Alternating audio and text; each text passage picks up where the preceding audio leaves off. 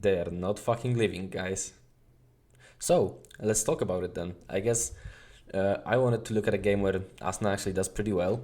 So I chose this Loud game where he seems to have done quite well. And I've picked a few rounds out here that I want to look at just to analyze a bit of him and Cryo and see what the team might need with them staying. Because honestly, I think there's some pretty serious issues with what the roster was last year. I think that the players they had as a supporting cast weren't great, and I still have some doubts about keeping Cryo. But let's get through it in the video. So I wanted to look at a bunch of rounds from this game and talk about what the team might need, right?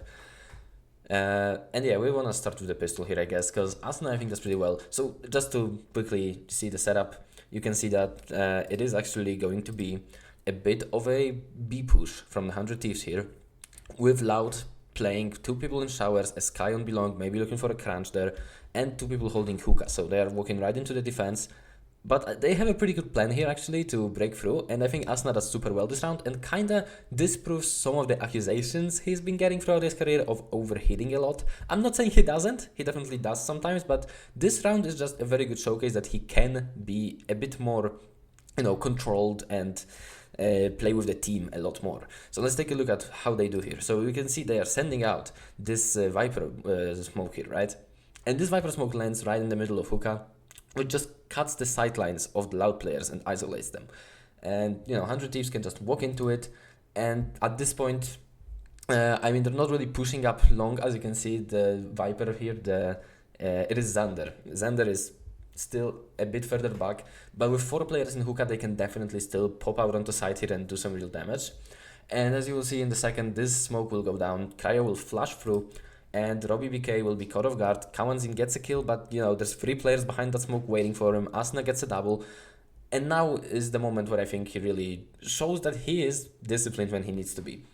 They are out on the side, right? They clear all the angles and they spot Robbie BK backside. And what does Asuna do? He jumps up, but look at it. There's EU coming with him. There is Cryo clearing underneath the tube, inside of it, right? Like, he is not going alone. He is not overheating here. He is just pushing with the team, and he will get rewarded with a frag on Robbie. And it's just Lukshaw and Verti left in a 2v4, both pushing from behind. Lukshaw will be heard as well, I think, by Xander here. And Xander will get that kill as Asuna gets the 4th because they triple swing hookah. So again, playing with the team, right, throughout this entire pistol round. He has not left his teammates, he's been just sticking with them. I think that is absolutely great from him here. Now we are gonna jump to round 8, which is probably his best round of the game. And, the last round, that pistol was kind of to show that he can play with the team when he needs to. This round I'm gonna show that he can take initiative when he needs to.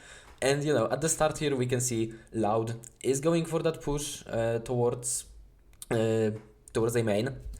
Well, 100 Thieves has more, a B-centric setup here, trying to take long, maybe, control mid with Kes. I don't know if you guys want to call it mid, I call it mid, the area right here. So, yeah, they want to have Kes control that, they want to take long, while Loud are looking for an aggressive play in A main, which honestly, is just a pretty good call from Loud, all I can say. So yeah, they do end up pushing here, and Verti will catch Xander off guard. In the meantime, you can see Long is being taken by 100 Thieves. And after losing that player on B, they really, after losing that player on A, they really don't have many options here.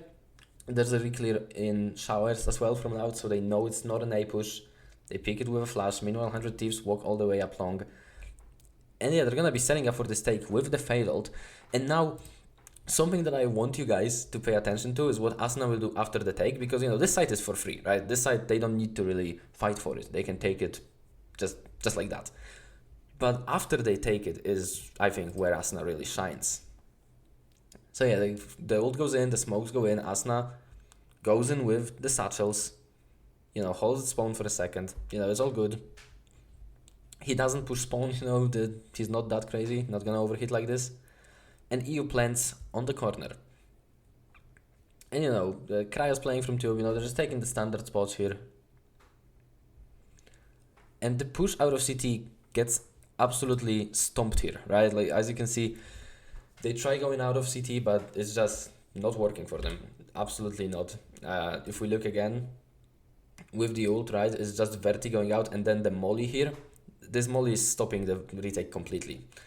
So Asuna just ends up getting this kill for free pretty much and getting out of the ult with no worries whatsoever. But after getting out of that ult, he immediately turns his attention to elbow, because if you look at the minimap right now, you can see that 100 Thieves is really boxed in. And right now they're honestly lucky that there are no flanks coming, because if somebody's on that flank, they might be screwed. But, you know, because that doesn't happen, the round will go their way. However, I think it's in a big part due to Asuna. And again, this is a play that some people would call an overhit. I'm gonna say this is absolutely the necessary play in this situation, because if he doesn't go aggressive here, which he does, you know, Cryo is very exposed, but instead Asuna pushes, gets the kill on Luxo, throws down the nade to delay, sees that the Gecko also went there, so we know there's one more player there. Cryo moves to a safer spot, and they just hold it now in a 4v3. You know, Kest checks behind, but yeah, at this point, the round is pretty safe, although Loud do claw it back, but they don't have time really. At this point, the spike's ticking very fast, so we can see they quickly start backing out, and Asuna, he gets a 4k still with 10 HP, and wins the round for his team. Really an impressive round from Asuna. And I think this is the style of play that Asuna has been showing throughout his entire career, where he's not afraid to take that aggressive angle, to push a bit deeper into the enemy territory when need be. And he often gets flamed for it, but I think he does it very well. He just needs somebody to do it with him, to be honest. I think that 100 Thieves need to sign a bit of a more aggressive player maybe to aid Asuna in those missions that he goes on sometimes. Next up, we're gonna move on to Lotus round 6, and we're gonna see another example of Asuna's aggressive plays. Now, as you can see here, there's been an early exchange after Loud pushed up through A. Cryo got 2 kills, then went down, and now 100 Thieves is preparing to push C. And this round will again showcase Asuna's great game sense, honestly. So we can see Kawenzin gets cleared out, he gets forced to peek, Asuna kills him, and he goes in with the satchels. But now, the important part is, I want you to look at the minimap as he pushes this, because, I mean, look, they've seen the push up on A, they know that Loud aren't gonna have too many people on C, especially since it was the Vice that died there, the Sentinel player, so he expects it to be a somewhat empty site. And he uses that perfectly as he just runs into spawn straight away, which I think again shows that they might need a second player in, somebody who is maybe just a bit less aggressive than Asuna but will go for those plays with him. Because honestly, when he's pushing there, like, somebody could just go through waterfall, you know, like there isn't anything really stopping people from doing that. But, you know, I digress, it works out for him. And as you'll see here, after he pushes it, he catches Pankara completely off guard and just secures the round, you know, in what could have been still a pretty winnable 2v4 for Loud, honestly. 100 Thieves, they didn't have good spots on the side.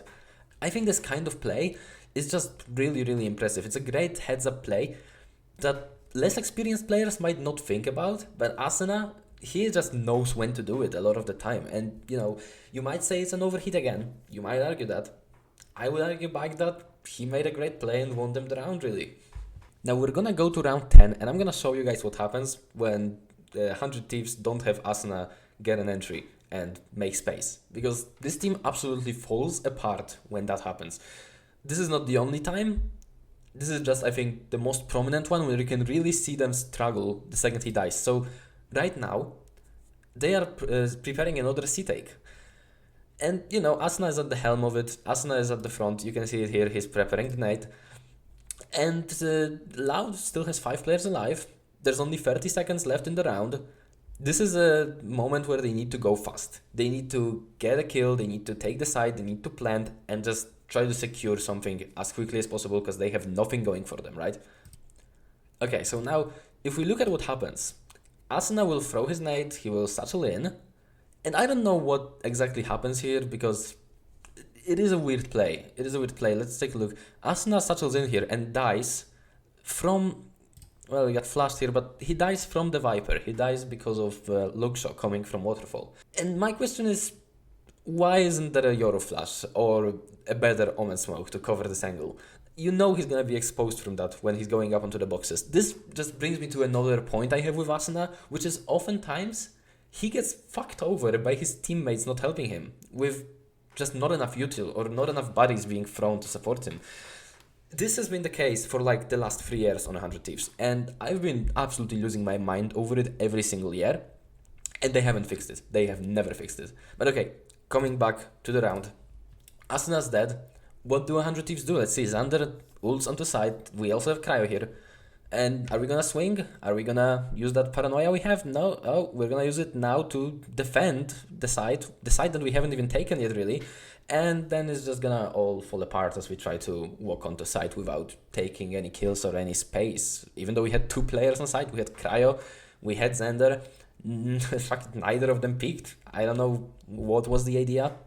And also, yeah, we're gonna see the replay here. I wanna wait till the replay, because we are going to see, from Lookshot's perspective, how Asuna settling onto side looked.